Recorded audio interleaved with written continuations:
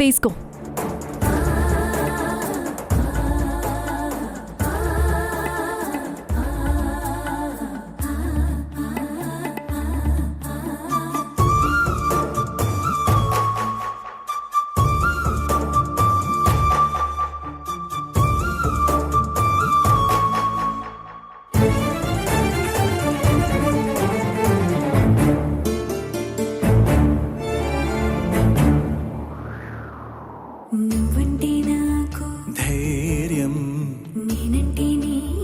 సర్వం నీకు నాకు ప్రేమ ప్రేమంటే ఏంటి చల్లగా అల్లుకుంటది మెల్లగా గెల్లుతుంటది వెళ్ళనే వెళ్ళనంటది విడిపోనంటుంది మరి నువ్వంటే నాకు ప్రాణం నేనంటే నీకు నీకు నాకు ప్రేమంటే ఏంటి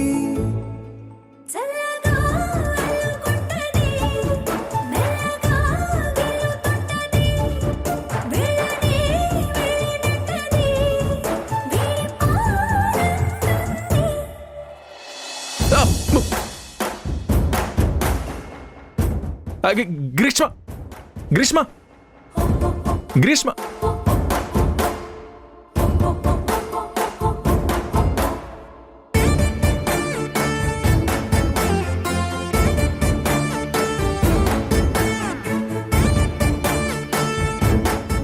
సర్ప్రైజ్ నచ్చిందా సార్? నిన్ను నిన్నసలు ఆగమన్నానా? ఆగు సార్ ఎక్కడికి పోతావే? సార్ నిన్నసలు నిన్ను అయ్యో అది సర్ప్రైజ్ అనుకో. నిన్ను ఏం చేస్తానో చూడు. సార్ అయ్యో అసలు ఏమనుకుంటున్నావు నన్ను?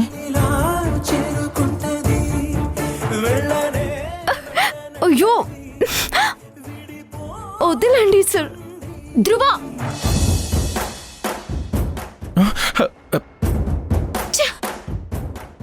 గ్రీష్మ గ్రీష్మ గ్రీష్మ సర్ప్రైజ్ నచ్చిందా సార్? ఇప్పుడు మీరు నా రూమ్ లోకి వస్తే మీ గర్ల్ ఫ్రెండ్ కి కోపం వస్తుంది. తన రూమ్ లోకి వెళ్తారా అంటే తలుపు తీయదు. హాల్లో పడుకోవడానికి ఇది మీకు యూజ్ అవుతుంది. Good night, sweet dreams.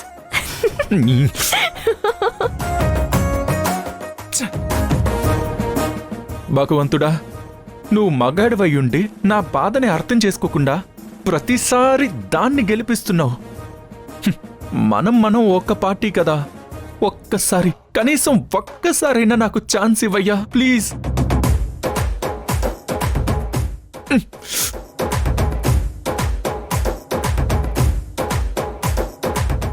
Hello sir.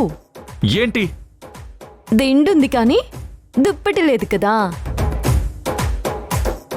భగవంతుడు ఇప్పటికి కరుణించి ఈ దుప్పటి ఇవ్వమన్నాడు. మీకు దుప్పటి ఇవ్వడానికి వచ్చింది మీ మీద జాలిపడి కాదు. ఇలా గ్రీష్మ తలుపు తెరిచినప్పుడు మీరు సారీ చెప్పి బుజ్జగించుకునే ఛాన్స్ లేకుండా చేయడానికి.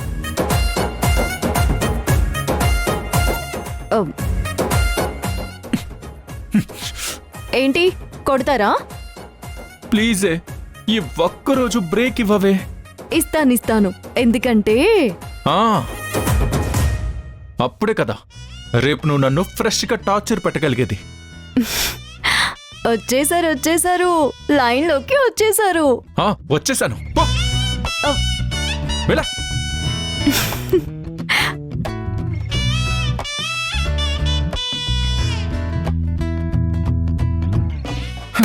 ఇద్దరు ఆడవాళ్ళ మధ్యలో వేగడం మామూలు విషయం కాదు.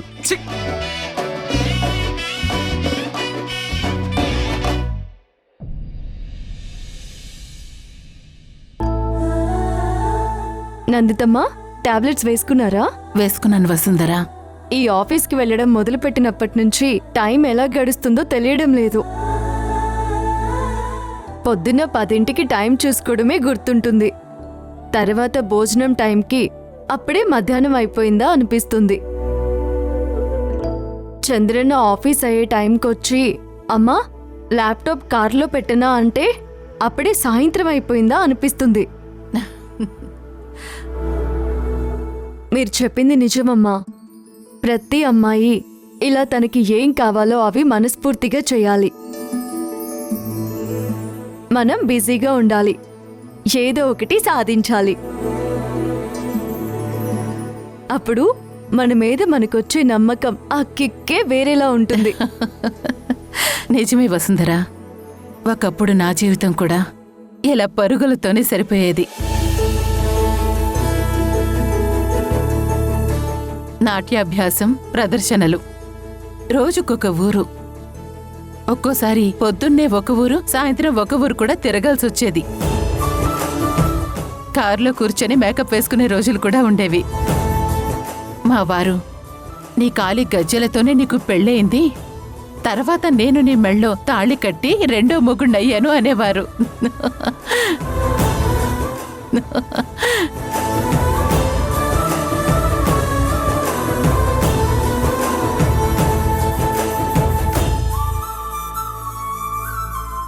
ఒక యాక్సిడెంట్ నా జీవితం మొత్తం మార్చేసింది వసుంధరా.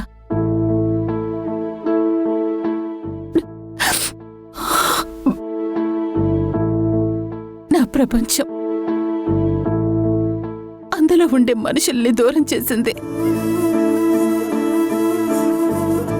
నాది కాని ప్రపంచంలో నన్ను కూర్చోబెట్టింది.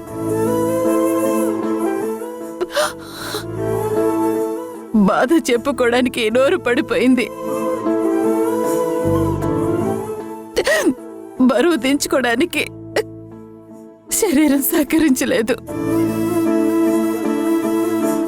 నేనే నాకు భారంలో అనిపించటం మొదలైంది. అమ్మా,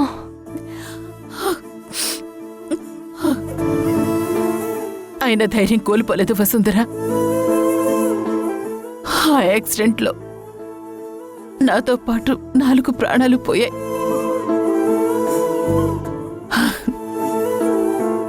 ఆయన దేవుడు నన్ను భూమి మీద ఉంచాడంటే ఇంకా ఏదో బంధం నాకంటూ మిగిల్చాడు, లేదా ఏదో బాధ్యత నా కోసం వదిలిపెట్టాడు. నందితమ్మ,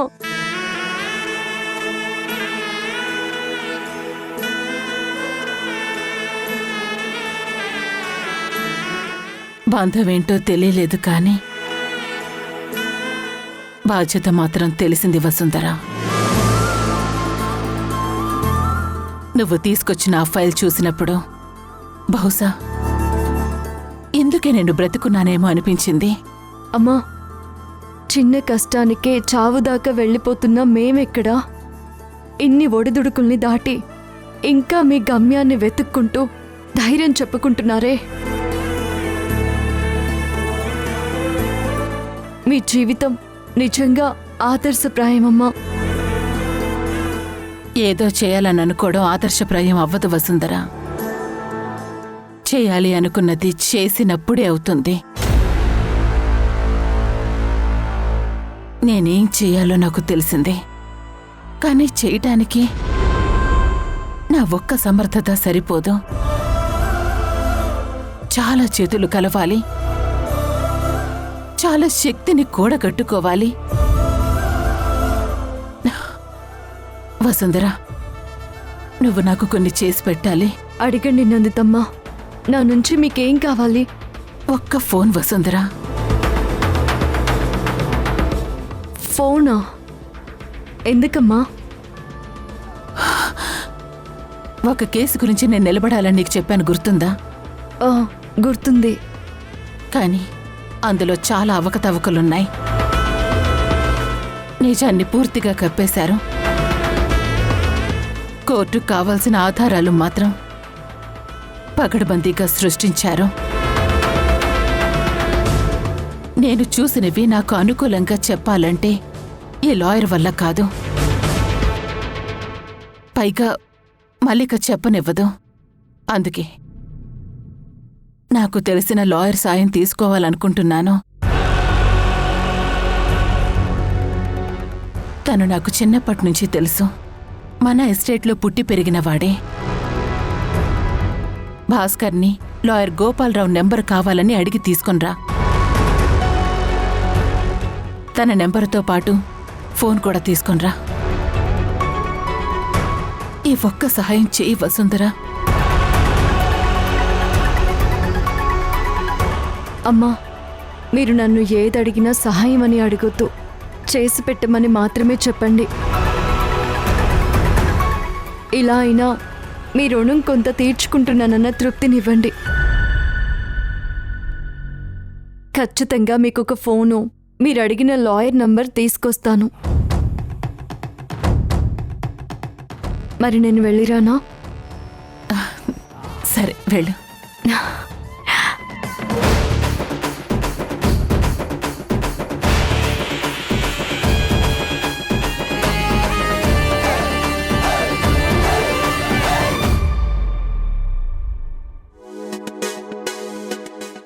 లాస్ట్ క్వార్టర్లో ఏం జరిగిందో చెప్పండి. కోట్రా? క్వార్టరు ఫుల్ తప్ప మీ మైండ్లో ఇంకేమీ ఉండవా?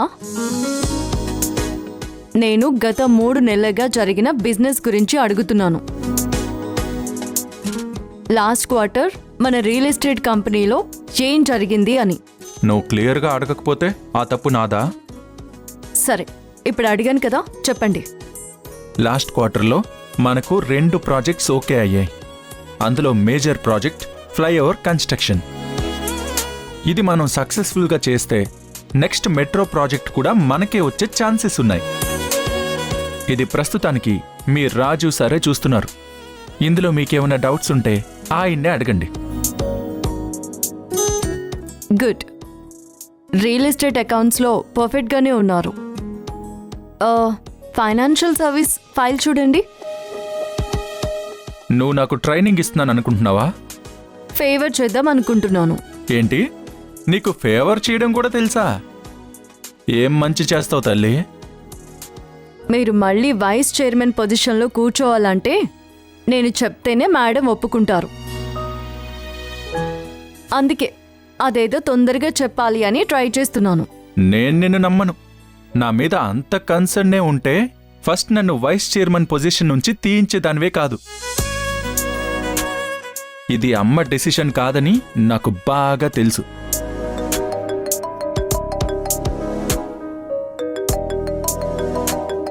హే గ్రీష్మ డార్లింగ్, ఫోన్. ఓ, మీ గర్ల్ ఫ్రెండా? స్పీకర్లో పెట్టండి, నేను వింటాను. అవసరం లేదు. ఏ, మీరు ఫోన్ లిఫ్ట్ చేస్తే తిడుతుందని భయమా? మ్మ్. మ్మ్.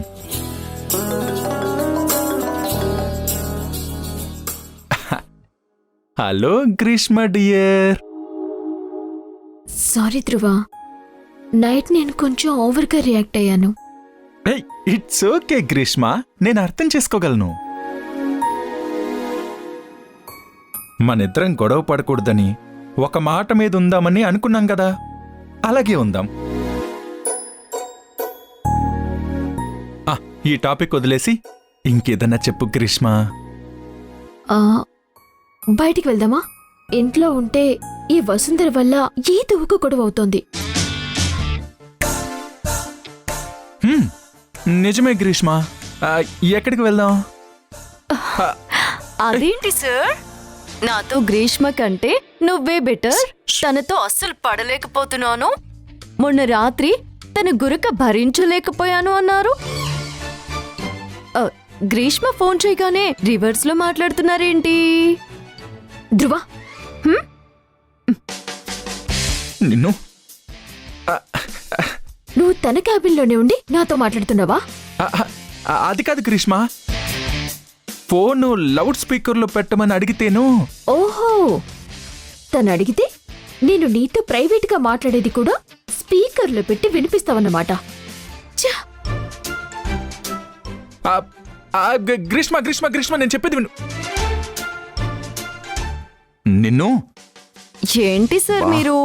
గ్రీష్మ ఎంత ఫీల్ అవుతుంది? ఒక అమ్మాయి ప్రేమగా చెప్తున్న మాటలు లౌడ్ స్పీకర్లో పెట్టి ఇంకొక అమ్మాయికి వినిపిస్తున్నాను అని చెప్తారా? అమ్మో, తనకి కోపం వస్తుంది కదా సార్. మినిమం బేసిక్స్ తెలియవు మీకు. అంతమంది అమ్మాయిల్ని ఎలా పడేశారో ఏంటో. షటప్! నీ గేమ్స్ నా దగ్గర కాదు. ఇంటికి వెళ్ళి గ్రీష్మని కన్విన్స్ చేసి బయటికి తీసుకువెళ్ళకపోతే నా పేరు ధ్రువ ప్రతాపే కాదు. ఓ ఆ, ఏ మిస్టర్ ధ్రువ,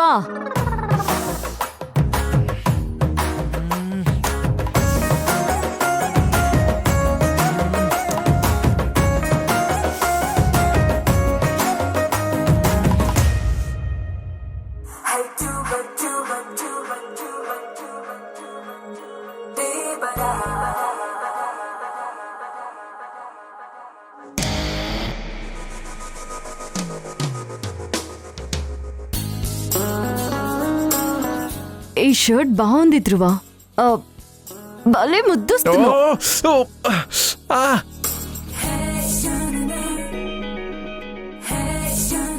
ఇది అబద్ధమే.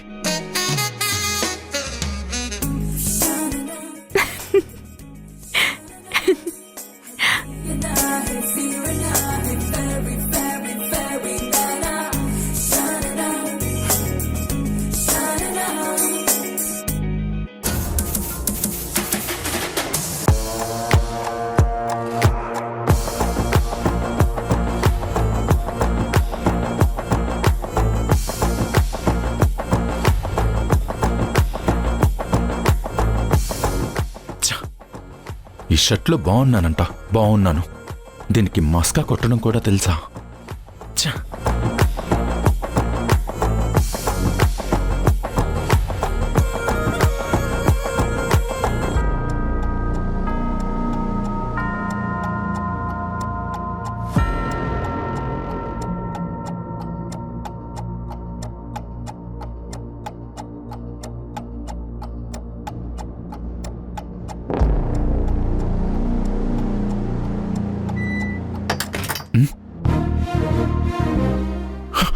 వసుంధరా, వసుంధరా, డోర్ ఓపెన్ చెయ్యి.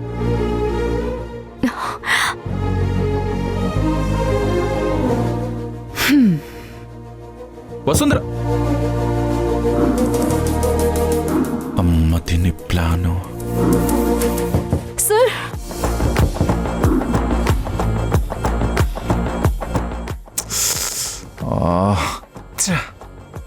వసుంధరా, వసుంధరా, ప్లీజ్ తలుపు తీవా.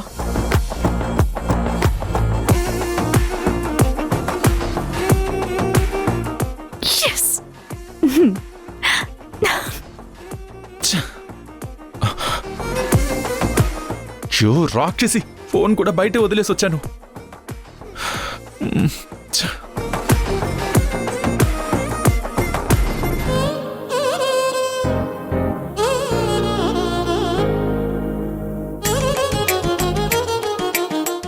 సెక్యూరిటీ, సెక్యూరిటీ, రా, డోర్ ఓపెన్ చేయి.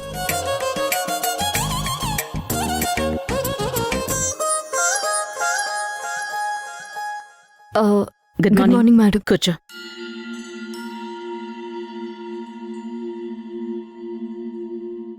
స్టాక్ బ్రోకర్స్తో మీటింగ్ ఈరోజు ఈవినింగ్కి స్కెడ్యూల్ చేశాను మేడం. వాళ్ళు కూడా కన్ఫర్మ్ చేశారు. మరి మన ఫ్లైఓవర్ ప్రాజెక్ట్ కొటేషన్ ప్రిపేర్ చేసి రాజీవ్ సార్కి ఇచ్చాను. ఆయన మిగతావి చూసుకుంటానన్నారు. ఇంకేదో వర్క్ ఉండాలే. బ్యాంక్ ఓడినా మేడం. అదే మన ప్రెజెంట్ పర్ఫార్మెన్స్ బాగుంది కదా మేడం. సో బ్యాంక్ వాళ్ళు ఓడి ఇవ్వడానికి ఎలాంటి ఇష్యూ చేయరు. ఆల్రెడీ వాళ్ళకి ఓకే చేసిన ప్రాజెక్ట్స్ లిస్ట్ మెయిల్ చేశాము. ఇన్ఫ్యాక్ట్ అపాయింట్మెంట్ అడిగింది వాళ్లే. రాజీవ్ నిన్ని కంపెనీలో బోర్డ్ ఆఫ్ డైరెక్టర్ని చేసినప్పుడు ఆ డెసిషన్కి నేను ఇరిటేట్ అవ్వను అని చెప్తుంటే నాకు నమ్మబుద్ధి కాలేదు. బట్ ఇప్పుడు తన ముందు చూపుకి నేను చాలా హ్యాపీగా ఫీల్ అవుతున్నాను. నేను వర్క్ విషయంలో ఇప్పుడు చాలా రిలాక్స్డ్గా ఉన్నాను. ఇంకొన్ని రోజుల్లో ధృవ సార్ కూడా మీకు మంచి సపోర్ట్ అవుతారు మేడం. నేనేదైనా ప్రశ్న అడిగితే నాకు తెలీదు అని చెప్పడానికి ఈగో ఫీల్ అయ్యి ప్రతి ఫైల్ని సార్ చాలా క్షుణ్ణంగా చదువుతున్నారు. అయితే నేను ఇక రిటైర్ అయిపోవచ్చు. అది కుదరదు. మేము మీరు నడిపించినట్టుగా నడుస్తాం అంతే. మీరే మా మూల స్తంభం. మ్హూ.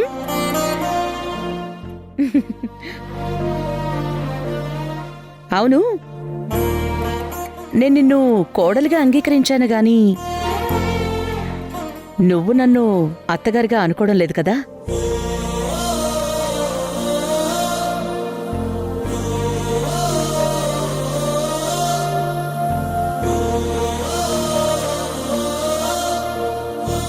అదేంటి మేడం అలా అన్నారు?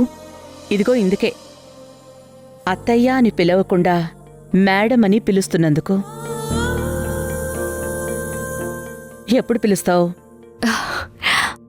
పిలుస్తాను. ముహూర్తం చూడనా? సమయమా అదేమిటంత తొందరేంటి ఆగుమా సమయమా మరింత హాయి పోగు చేయనీయుమా చేతిలోన చేతులేసుకున్న చోటులోన చూపుతోటి చూపులల్లుకున్న దారిలోన శ్వాసలోకి శ్వాస చేరుకున్న మాయలోన ఆనందవర్ణ